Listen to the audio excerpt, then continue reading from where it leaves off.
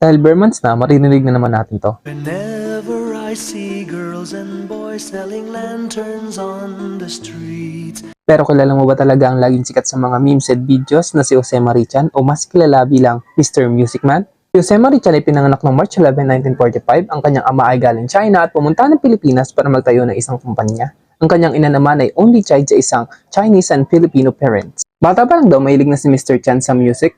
Nagsimula siyang tumugtog sa kanilang bahay kasama ang kanyang ina na nagpapiano. Hanggang sa nag-participate na siyang tumugtog, kumanta at mag-poetry sa kanilang school. Sa age na 13 years old, nagawa na niya ang kanyang first song. At sa age naman na 14 to 15 years old, nagko-compose na siya ng mga kanta.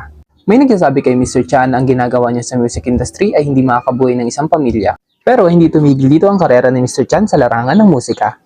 Pumasok ng Ateneo de Manila University si Mr. Chan at dito niya rin nakilala si Ramon Jacinto at mas gumaling pa. Hindi nagtagal na imbitahan siya maging isang